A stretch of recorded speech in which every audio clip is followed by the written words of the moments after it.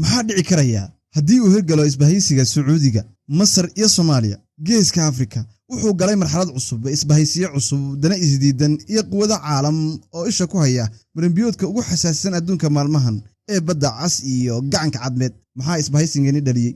Isbahaysigani ma aha mid ku salaysan saaxiibtinimo iyo asxaan ama faa'iido bixin free ah. Waa mid ku dhisan amni, ganacsi iyo xakamaynta marinbiyoodka. waxa uu jiraa amniga badda cas iyo midka Baabel Mandab, ganacsiga caalamka, ka hortagga Iiraan iyo Xuutiyiinta iyo ugu dambeyn ka hortagga isku dayga Israa'iil iyo Imaaraadka Carabta ee marinbadeedka ku teedsan badda cas iyo Baabel Mandab. Saameyn noocee ah ayuu isbahaysigani ku yeelan karaa Geeska Afrika? maxaa dhici karaa haddii uu taabagalo? Isbahaysigani haddii uu taabagalo wuxuu bedeli karaa awood qaybsiga Geeska Afrika.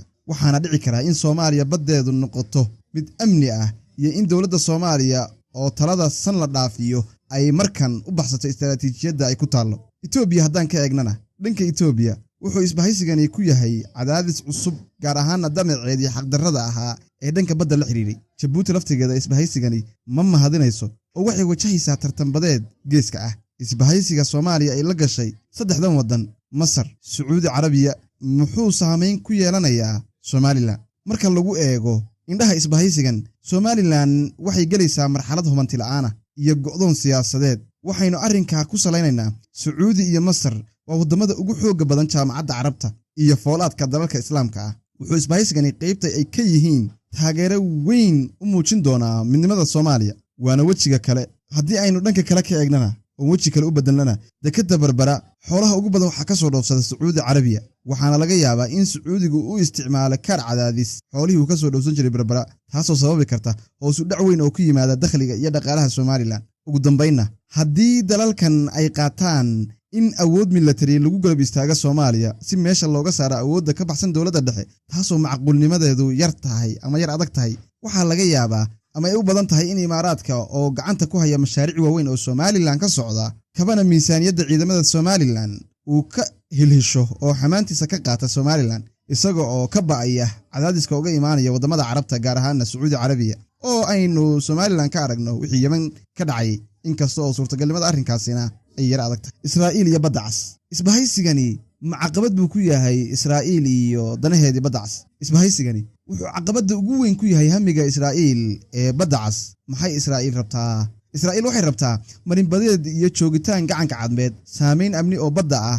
markaynu dhanka ka eegnana, isbahaysigu wuxuu xakamaynayaa dhaqdhaqaaqeeda, loomana ogolaan doono in meel ka mid ah dhulka Soomaaliya iyo biyaha Soomaaliya ay cag soo dhigto, iyadoo loo adeegsanayo in dhulka Soomaalidu yahay hal mid oo aan kala qaybsami karaynin, laguna xakamaynayo shuruucda caalamiga ah. sidee isbahaysigani u saameynaya Xuutiyiinta Yemen iyo Iiraan? Xuutiyiinta iyo Iiraan waa kuwa labaad ee ugu khasaaraha badan isbahaysigan, waxayna ka cabsanayaan in haddii gacanka cadmeed ay Sacuudigu gacanta ku dhigaan ama qolo siyaasadooda u shaqaynaysa xakameeyaan, ay si weyn u kordhi doonto dhoofinta shidaalka ee Sacuudiga oo ayaga caqabad ku noqon doona, oo ah dhaqaalaha halkaa ka imaan doona mid ayaga lagula dagaalami doono. waxaa jab ku ah in raadaar lagu rakibo badda cas in Sacuudigu saldhig ka helo Soomaaliya, saldhigaas oo sababi kara yaraynta gantaaladii ay tuuri jireen. haddii aynu ka eegno dhanka faa'iidada, maxay Soomaaliya faa'iido ka helaysaa isbahaysigan? Soomaaliya waxay noqon doontaa lafdhabarta amniga badda cas, waxayna faa'iidi doontaa in loo qalabeeyo ciidamadeeda lugta